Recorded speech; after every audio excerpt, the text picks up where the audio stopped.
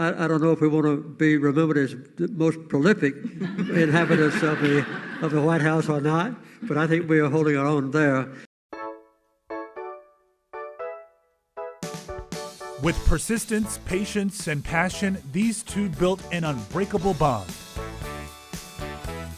Jimmy and Rosalynn Carter began laying the foundation for their journey together in Plains, Georgia, a small farming town where they were born and raised on the same street. I want to be remembered as a good husband for Rosalynn, and also... They started dating in 1945 when Mr. Carter, then a midshipman at the U.S. Naval Academy in Annapolis, Maryland, needed a date when he was home.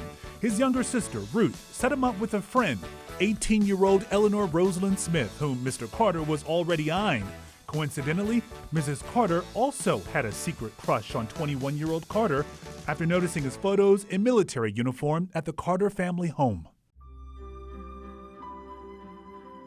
Following their first date, Mr. Carter told his mother he met his future wife. He was right. They married shortly after his graduation in 1946 and after Rosalynn turned down his earlier proposals twice. When I was growing up, I didn't think I would ever get married.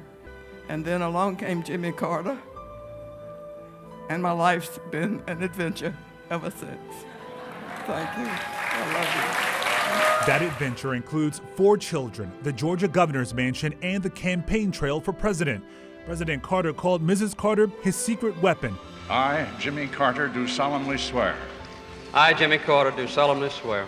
In the White House, the two worked together, focused on human rights, global peace efforts, and mental health awareness. I think the favorite thing we had was a family life that we had in the White House.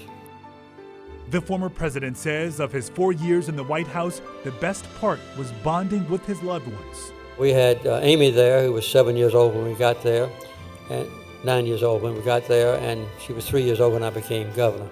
And we had 2 of our sons and their wives and family there. We had a grandson born the first month we were in the White House, and so we had a good family life in the White House.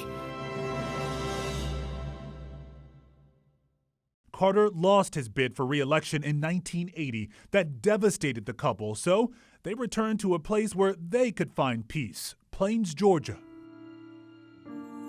With the framework of their lives securely fastened, the Carters grew closer, bonding in service.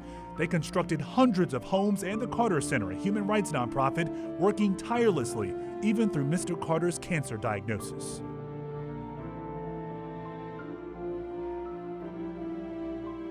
What's going to be next?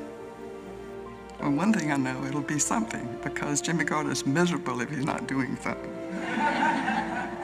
Mr. Carter described their marriage as a full partnership. The best thing that ever happened to me was marrying Rosalynn.